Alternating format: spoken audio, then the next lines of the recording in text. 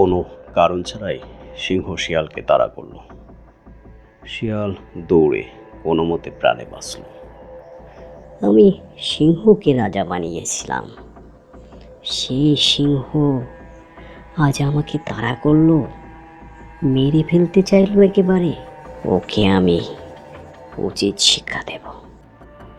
সময় আসুক, আমি দেখিয়ে দেব আমি চালাক শিয়াল কি করতে পারি। শিয়াল হাঁটতে হাঁটতে বাঘের কাছে এলো, তাকে সব কিছু খুলে বলল। আমি চাই তুমি পরবর্তী রাজা হও উত্তরের জঙ্গলের।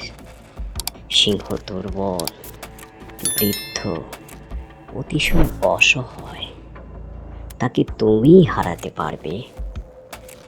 তুমি সিংহের থেকে অনেক শক্তিশালী। আরে চলো চলো, তাড়াতাড়ি চলো, লড়াই শুরু করি। আমি রাজা হতে চাই, তোমার সহযোগিতা থাকবে তো শিয়াল যুদ্ধের ময়দানে? অবশ্যই, চলো চলো, আর দেরি করা ঠিক হবে না। এক্ষুনি সিংহের দুর্বল সময়, তাকে আঘাত করার এটাই মোক্ষম সময়। শিয়াল ও বাঘ চলে গেল।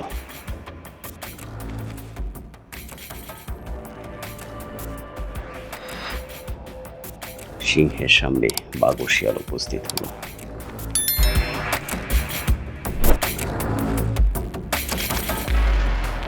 বাঘ বলল, রে সিংহ, তুই তো বৃদ্ধ হয়ে গেছিস, অসহায় প্রাণী একটা, শুধু শুধু উত্তরের জঙ্গল দখল করে রাজা থাকা কেন?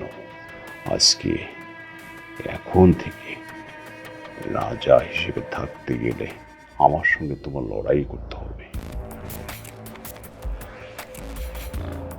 কি তোর এত সাহস? তুই আমার জঙ্গলে এসে আমাকে ধমক দিস?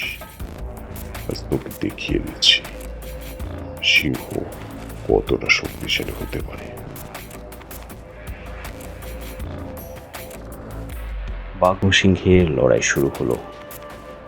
একবার বাঘ তাড়া করে, আবার সিংহ তাড়া করে।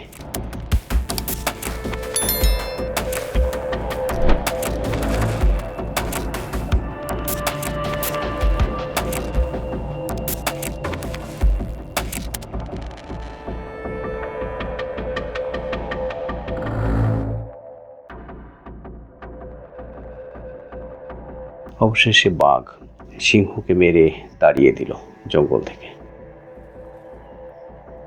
গরুর পাল অবাক হয়ে তাকিয়ে আছে বাঘের দিকে। তাকে তারা মনোযোগ দিয়ে দেখছিল।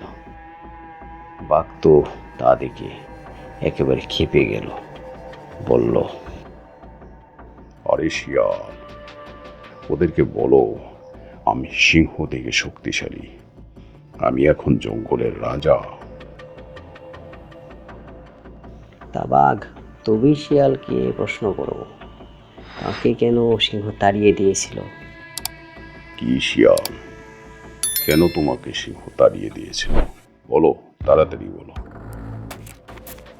আমাকে সিংহ দায়িত্ব দিয়েছিল একটা একটা গরুকে দাওয়াত দিয়ে নিয়ে যাব, আর বৃদ্ধ সিংহ মনের আনন্দে খাবে।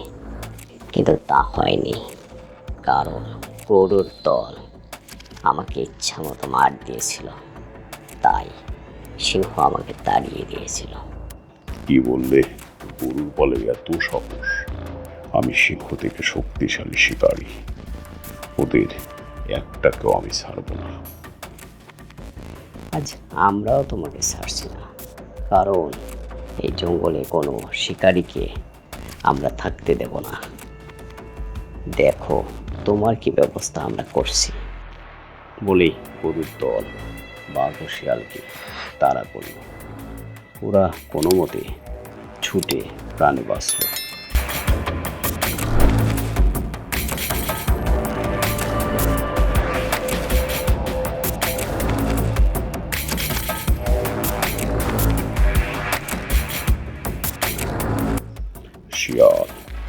তো বলনি গরুর দল সম্পর্কে।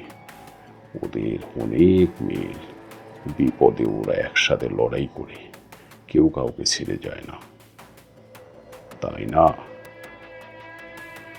ক্ষমা করবেন, আমি তাহলে আসি। আপনার সাথে থেকে আমার কোনো লাভ নেই, কারণ দুর্বল বাঘের সাথে থাকার থেকে একা থাকাই ভালো। কি, যত বড় মুখ নাই তোর তত বড় কথা। আজ তোকে দেখিয়ে দিচ্ছি আমি কি। বাঘ তো প্রচণ্ড রেগে গেল। সে তখনই শিয়ালকে তাড়া করল।